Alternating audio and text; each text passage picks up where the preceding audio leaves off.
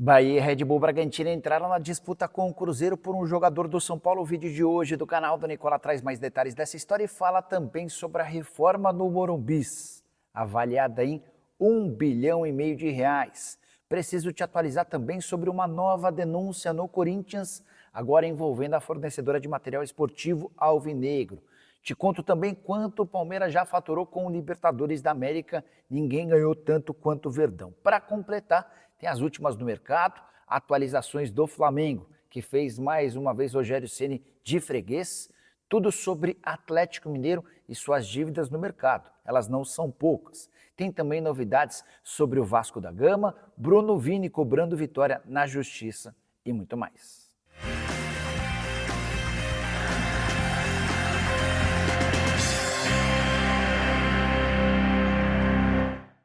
Fala aí pessoal, sou Jorge Nicola, bem-vindos a mais um vídeo do canal, sempre bom ter vocês por aqui, sem perder tempo, só pedir para deixar like, se inscrever no canal e ativar as notificações.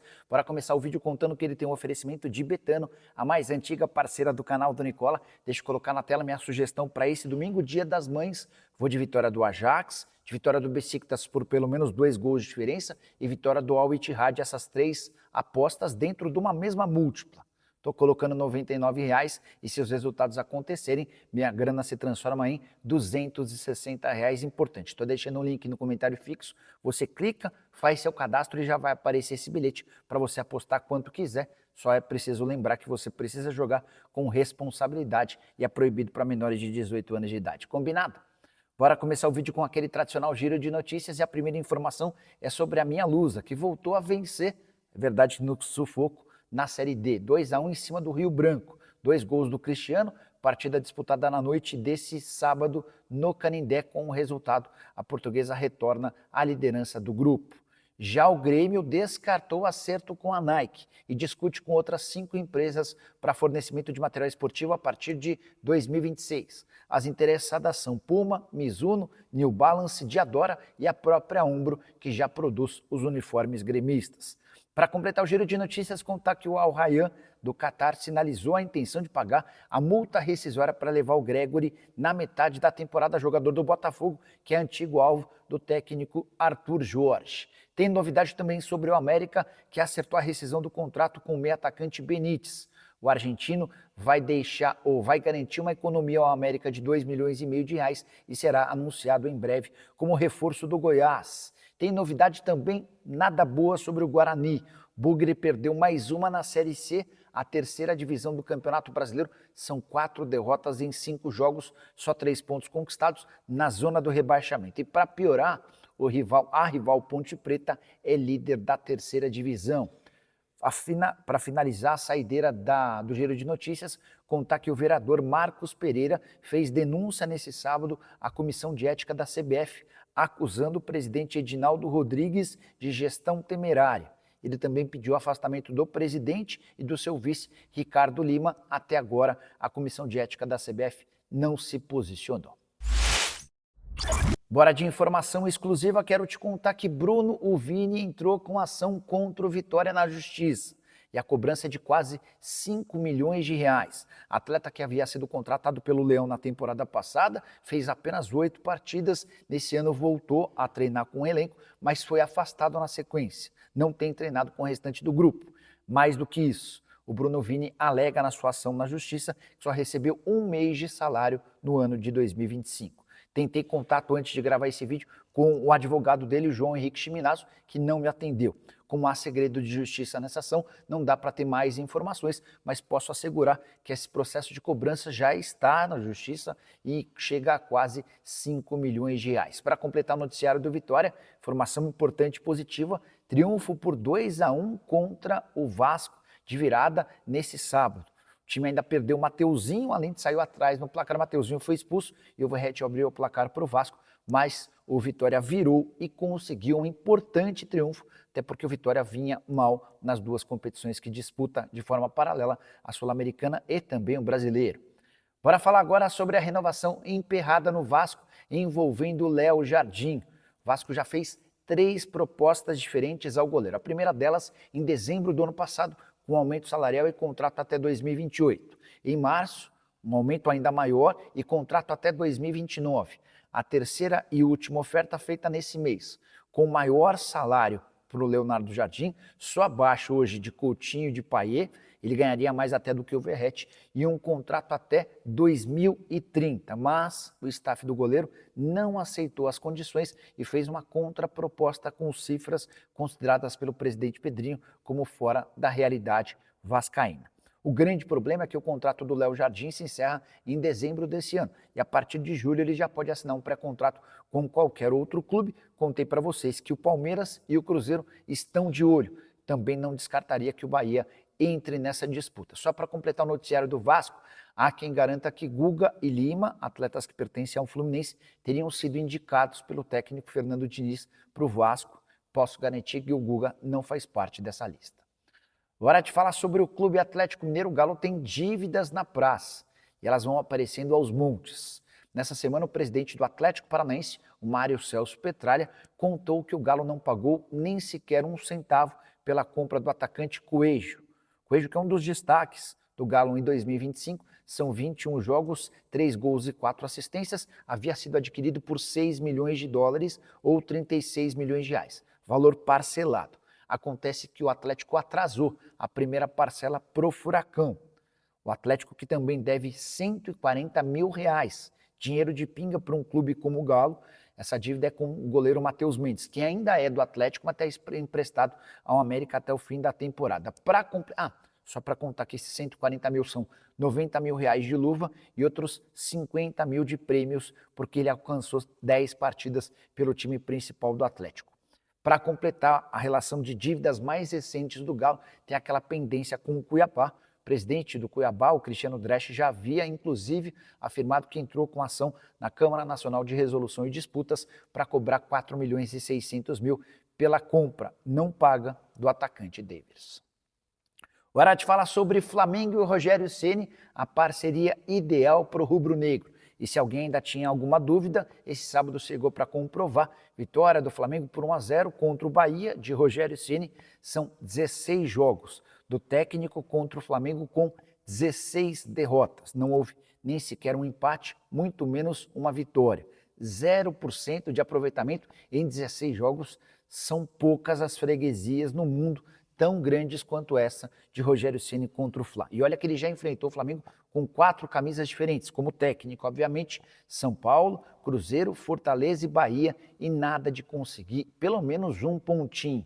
A vitória na noite desse sábado do Flamengo aconteceu no Maracanã lotado e teve gol mais uma vez de Arrascaeta. Já são 7 gols em 7 partidas, ele é o artilheiro da competição. Passe do Michael, o gol acontece logo no comecinho da partida com 8 minutos de jogo. Gerson no finalzinho ainda foi expulso, mas nada que mudasse o placar do jogo e devolvesse o Flamengo ainda que temporariamente na primeira divisão do Campeonato Brasileiro. O Fla hoje tem 17 pontos, a mesma pontuação do Red Bull, que empatou com o Grêmio fora de casa.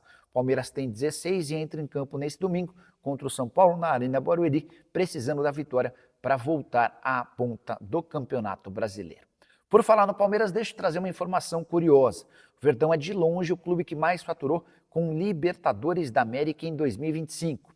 Você sabe que dinheiro chama dinheiro, né? E o Palmeiras é a grande prova disso. Clube que já havia tido um superávit em janeiro e fevereiro de 159 milhões de reais, tudo por causa da venda de atletas. Sobre a grana que o Palmeiras está recebendo a mais do que os outros na Libertadores. Todo mundo que participa da fase de grupos da Libertadores tem direito a 3 milhões de dólares ou 17 milhões de reais, essa cota é igual. Mas a Conmebol, para estimular os times a buscarem 3 pontos, paga 330 mil dólares, que equivalem a mais ou menos 1 milhão e 800 mil reais ao time que vence partidas. Então, se você venceu, você embolsa essa grana. O Palmeiras já venceu 4 partidas, os 4 jogos que ele fez, 100% de aproveitamento. Dessa maneira, foram 7 milhões e 200 mil reais apenas com prêmios graças a vitórias. Então, somando os 17 milhões da participação na fase de grupos com os 7 milhões e 200 mil das vitórias, além de mais 7 milhões de reais pela classificação às oitavas de final, essa classificação já está garantida depois de 4 vitórias, dá para contar que o Palmeiras embolsou, somente com prêmios na Libertadores, 31 milhões e 200 mil reais. Importante, nem estou colocando nessa conta as bilheterias, até porque o Palmeiras costuma levar bastante gente ao Allianz Parque. Bora mudar de assunto e falar sobre outra denúncia no Corinthians, Cada dia uma porrada diferente no torcedor corintiano. De abril a dezembro do ano passado, o Corinthians recebeu 9.062 peças, produtos da Nike, que não foram registrados no sistema. Essa denúncia foi feita por Marcelo Munhoz, que foi chefe da TI do Timão.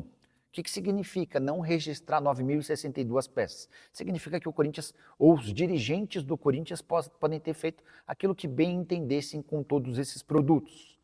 Você poderia repassar, desviar, vender a parte, vender sem comprovação, doar, enfim, algo que inclusive a Álvares e Marçal já havia apontado como algo extremamente grave.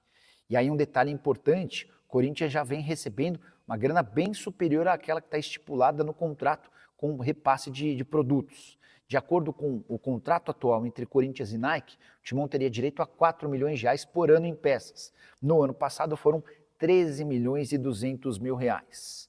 Se essa fosse apenas a única denúncia da era Augusto Melo, tudo bem, mas há uma série de outras. O Augusto é alvo de uma investigação que deve determinar o indiciamento dele e de mais 2 companheiros de diretoria na próxima semana por causa do caso Vaidbet. Tem também uma série de denúncias e contratações, no mínimo esquisitas, nas categorias de base. Lembra daquele episódio envolvendo a compra de colchões da Gazin? Tem mais um fato importante, o cambismo, venda de ingressos com participação, ao que se sabe, de dirigentes do Corinthians, enfim, um verdadeiro caos no Parque São Jorge. Para piorar, na noite desse sábado, o Corinthians perdeu por 2-1 para o Mirassol de virada no interior de São Paulo, em jogo do Campeonato Brasileiro. O Corinthians havia aberto o placar mesmo depois de o Memphis Depay perder um pênalti com o Cavadinha que repercutiu bem mal entre torcedores. Com 2 gols, o Mirassol garantiu a virada, 3 pontos importantes que colocam o Corinthians numa situação ruim no Campeonato Brasileiro, especialmente depois de um empate dentro de casa contra o América de Cali na Sul-Americana. Só um registro importante, o Timão não era derrotado de virada após sair vencendo desde setembro de 2023, a última vez que isso havia acontecido contra o São Paulo no Majestoso. Preciso falar agora sobre a reforma do Morumbis, velho sonho da diretoria tricolor, com novidades. Nessa sexta-feira, a W Torre, construtora parceira do São Paulo, entregou ao tricolor o projeto de reforma do estádio, com cobertura e ampliação para 85 mil lugares. Investimento necessário de R$1,5 bilhão de reais. Vamos ponderar algumas coisas importantes. Era para a W Torre ter entregue esse estudo ao São Paulo na metade do ano passado, ou seja, ele ocorre com 1 ano de atraso. E o pior, a expectativa de que o custo da obra fosse de 800 milhões de reais, ele chega praticamente pelo dobro. O projeto inclui a demolição do anel inferior, a extensão das cadeiras até a beira do campo, a instalação de camarotes, novos bares, restaurantes e até quartos de um hotel. O cronograma prevê a conclusão das obras até 2030, mas calma, tem muita coisa anterior ao início das obras, entre elas um acerto entre W Torre e São Paulo. Tenho batido nessa tecla e sigo afirmando que hoje há uma distância bem grande entre as partes. Dá uma olhada no que o presidente da W Torre, o Marco Siqueira, disse, abre aspas, o acordo com o São Paulo está numa fase anterior à do Santos. Santos e W Torre, inclusive, já tem a previsão de início de obras para muito breve. E o Marco Siqueira continua. Nós ainda vislumbramos mais um período de negociação sobre o modelo de negócio e a estrutura física com o São Paulo. São Paulo tem um grande estádio com muito potencial para receber eventos, mas precisamos estruturar uma equação correta. A pergunta que eu deixo para você é: quanto o São Paulo deveria abrir mão, por exemplo, do seu estádio, da agenda de shows, de ser o dono do próprio estádio para repassar todas essas condições da W Torre? Esse é um dos temas de debate entre as partes. Quero fechar o vídeo para contar que Lucas Ferreira, atacante do São Paulo, 19 anos de idade, é alvo do Cruzeiro e de outros 2 clubes do país. O Bahia e o Red Bull Bragantino entraram na parada e demonstraram a intenção de assinar com o atleta pagando a multa rescisória junto ao São Paulo. Fui o primeiro a contar lá atrás que o Lucas Ferreira, por receber 20 mil reais mensais, tem uma multa rescisória no país de 40 milhões de reais. Esse alerta havia sido dado quando o Cruzeiro buscou informações e prometeu uma proposta para tirá-lo do tricolor. Os representantes do Lucas Ferreira pediram um tempinho ao Cruzeiro porque queriam negociar a renovação de contrato com o São Paulo. O vínculo do Lucas Ferreira com o tricolor nem é o maior detalhe. O contrato se encerra apenas em julho de 2028, que pega mesmo essa multa rescisória. Até por isso, São Paulo já fez uma proposta de reajuste salarial. Essa oferta não foi aceita, o staff do Lucas Ferreira enviou uma contraproposta e agora aguarda cenas dos próximos capítulos. Com o fato de Red Bull Bragantino e Bahia, Red Bull apoiado pela empresa de energéticos e o Bahia apoiado pelo Grupo City estarem na parada, isso certamente causa ainda mais preocupação nos dirigentes do tricolor. São Paulo, que é dono de 80% dos direitos econômicos do atleta, o Boa Vista do Rio de Janeiro detém os outros 20%. Bom, era isso que eu queria contar para vocês, desejar ótimo Dia das Mães para todas as mamães que acompanham o canal, pedir para deixar like, se inscrever no canal e a gente se encontra assim que surgir notícia. Tchau!